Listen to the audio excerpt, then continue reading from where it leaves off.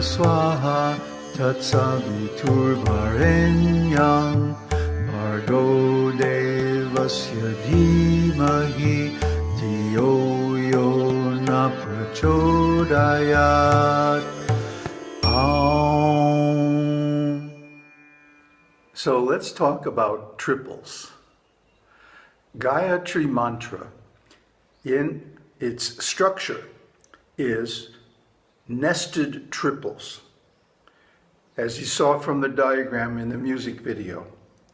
Om then is expressed as bhur, bhuva, swaha. That's a triple. And then each of those is expressed in a triple, in 3 lines. The whole thing is full of triples. It's nothing but a series of nested triples or an intricate network of triples.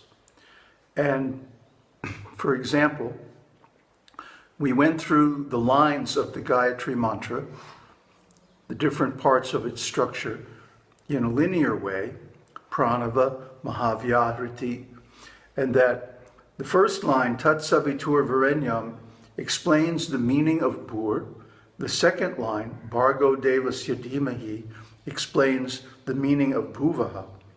And dhiyo yo na prachodayat expresses the meaning of swaha. So now let's look into that. First of all, what is a triple? What are we talking about here? It's also known as a triad in the Vedic texts, and often translated that way. But we use the term triple because it comes from ontology, especially RDF. So if you don't know what that is, look it up. RDF, ontology triples. An ontological triple is the basic structure of being, existence, and also language. Every sentence has a subject, an object, and a predicate. A predicate can be an action or it can be a relation. And in most cases in Gayatri mantra, it's a relation. So let's look into this. You should do your homework on this. I'm not going to explain ontology and triples and all this stuff very deeply because it's something you can look up and find out about. But basically, if you have an expression or a relation that's only a dyad, like up and down, okay, then you can't really say it has being. It's an abstraction.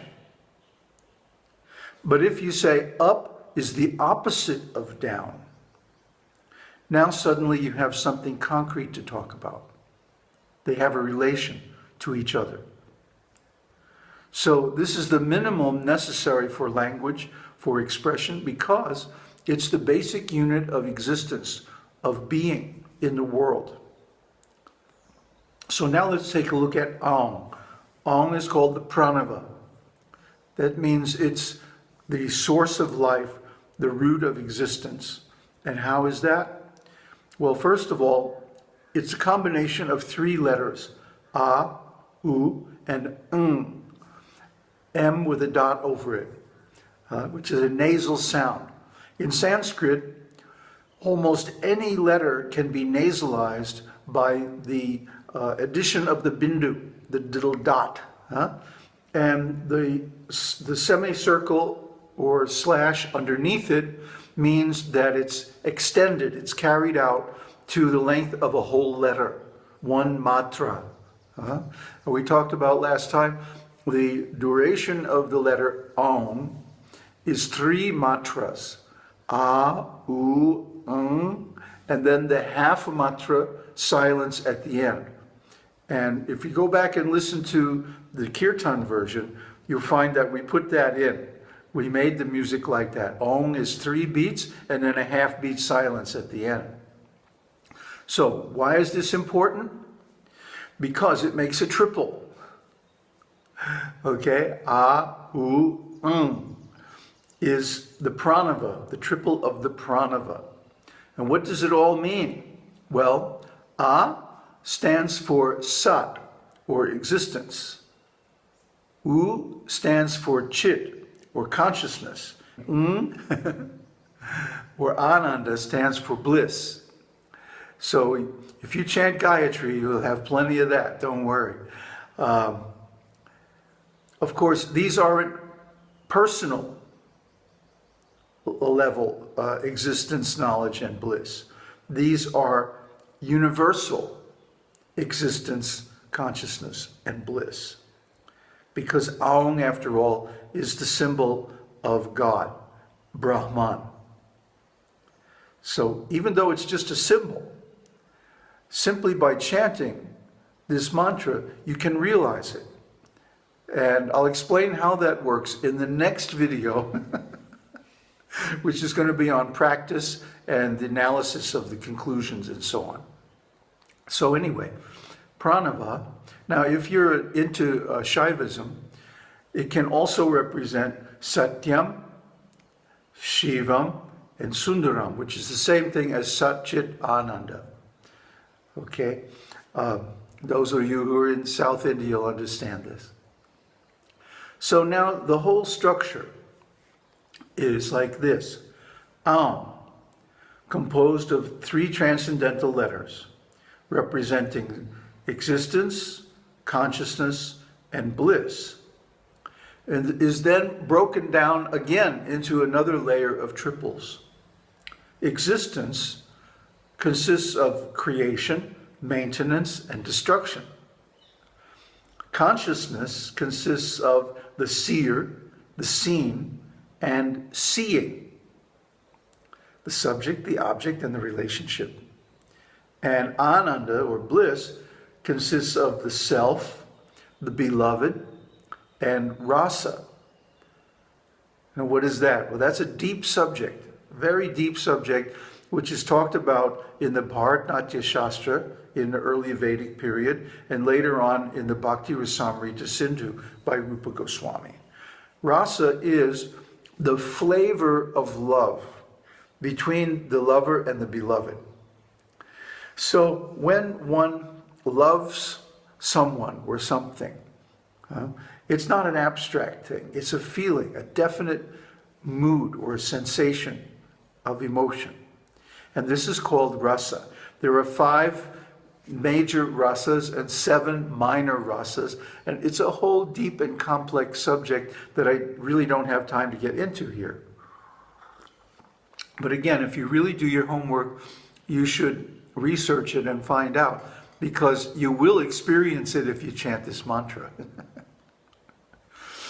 Now then, Aum is divided into 3 parts, and so is the Gayatri mantra. The pranava, the mahāvyakriti, and the 3 lines expressing the mahāvyakriti. So in the mahāvyakriti you have 3 parts also. Bhur, bhuva, and sva. And if you go back and remember the definitions of these terms, that's what we talked about. That's why we gave all that information in the last 2 videos, so you'd know what we're talking about here. Otherwise it wouldn't make any sense to you. So you should have watched at least the 2 previous videos, if not the whole series, beforehand. Bhur means the earth. Bhuvaha means the heavenly regions, and svaha means beyond, the godly regions in space. So these are the cosmos in the Vedic system, according to consciousness. And also they represent parts of the body. They represent the body, the mind, and emotions. Okay, now we can see the body is the existence, the mind is the consciousness, and the emotions are the relation between them. So if any of this isn't clear, stop the video and think about it, and look at yourself and realize it until it is. These are also the centers in the body. Usually mind or consciousness is considered to be in the head. Body is basically in the belly, in the stomach, and emotions are in the heart. So these parts of the body, these are the basic three centers of the human being. And they are also expressed by the Mahavyākriti. Oh, but wait, it gets better. Bhur is expressed as Tat, Savitur, and Varenyam. Tat means that. Savitur means sun or source of emanation. And Varenyam means the qualified one, or one who we accept as worshipable. So that sun we accept as worshipable. Bhur. When you're standing on the planet Earth, on the feet on the ground, what is the most prominent thing that you see besides the earth itself? The sun. So we worship the sun as the source of emanations. That's the external meaning. The internal meaning is we meditate on Brahman as the source of all emanations. Then Bhuvaha is analyzed as Bhargo Devasya Dhimahi. Bhargo means light, and Devasya means divine. Dhimahi means we worship, or we meditate on. So Bhuvaha, the heavenly space where the devas hang out, are, what are they doing? They're worshiping the heavenly light. They're meditating on this light from the sun, externally, or from Brahman, internally. Now, what is this internal light? If you have any experience in meditation, you should already know. The internal light is the beautiful light that comes in meditation when your concentration is good and when your mind is pure. So if you're not getting light in your meditation, yeah, you better clean up your act. No more flesh foods, strict vegetarianism, and lay off the sex activity and so on until you get that light. Because without it, it means you don't have sufficient concentration to actually enter meditation. And finally, Swaha, eternity, is composed of Dhiyo, Yo Na, Prachodayat. Dhiyo means intelligence. Yo Naha means that of ours. And Prachodayat means please give. So Dhiyo isn't just any kind of intelligence. Dhiyo is meditative intelligence. It comes from the same root as dhyana, Dhiyo. Dhiyo is the intelligence that facilitates dhyana. So let's go on. The whole mantra is expressed in a series of triples. And I had this same slide in the musical version, and I'm running the animation again so you can see how these triples are derived from Om. They express Om. So not only are all the lines of the Gayatri mantra triples, as well as Om itself, but even the first words of the three lines make a triple.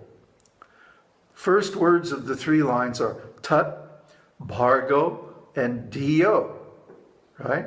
So Tat stands for Brahman, Bhargo stands for light, and Dhiyo stands for meditate. So again, we have this meditate on the light. The light of Brahman. It's not the ordinary light. It's not the external light.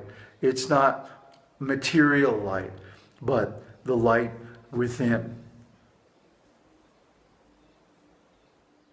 Aum Bhurrbhuva Swaha Tatsaviturvarenyam Bhargo Devasya Dhimahi Dhiyo Yo Na Prachodayat.